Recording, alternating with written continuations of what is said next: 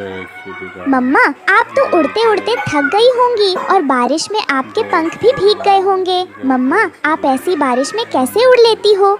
गुड़िया बेटी, वो तो मम्मा पापा को अपने बच्चों के लिए यह सब कुछ करना पड़ता है। अब तुम यह दाना खा लेना। मैं हरी तोती के पास लकड़ियाँ लेने जा रही हूँ। मैं उससे लकड़ियाँ लाऊंगी और अपने घर का दरवाजा बनाऊंगी। रानू यह कहकर वहाँ से चली जाती है। रानू चिड़िया के जाने के बाद गोरी कौवी उसके घर आ जाती है और गुड़िया के पास से उसका दाना छीन लेती है और कहती है, हटो, यह मुझे खाने दो। अभी तुम्हारा पेट भरा नहीं है, किसी और को भी खा लेने दिया करो। लेकिन यह दाना तो मेरी मम्मा मेरे लिए ढूंढ कर लाई है, तो ऐसे कोई भला किसी का दाना उससे छीनता है? मैं छीनती हूँ गौरी कभी, कोई और नहीं छीनती। यह कहकर गौरी तो भोजन लेकर भाग जाती है। वहीं दूसरी तरफ रानू चिड़िया भी हरी तोती से लकड़ियाँ ले लेती है। तब हरी तोती कहती है, रानू, क्या आज तुम्हें दाना मिल गया था?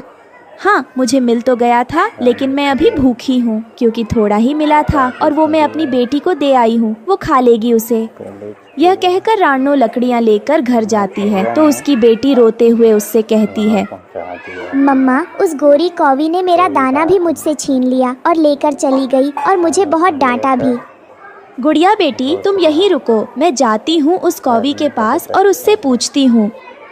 रानू गोरी कौवी की तरफ जाती है। गोरी अपने बेटे को तब भोजन खिला रही थी।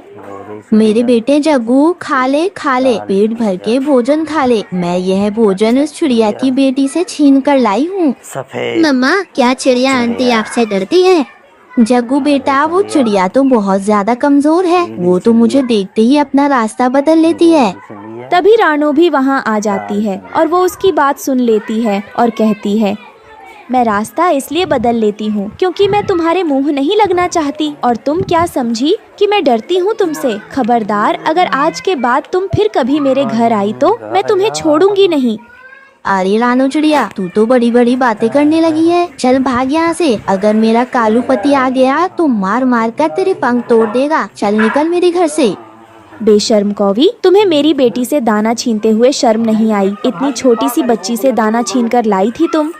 मेरा जग्गू भूखा था, इसलिए लेकर आई थी मैं। अरे, अगर तुम्हारा बेटा भूखा था तो खुद जाकर ढूंढ कर लाओ ना, बड़ी आई काली कलूटी कहीं की। ये कहकर रानू वहाँ से चली जाती है। गोरी तो यह सुनकर गुस्से से लाल पीली हो रही थी। तब उसका पति कालू भी घर आ जाता है।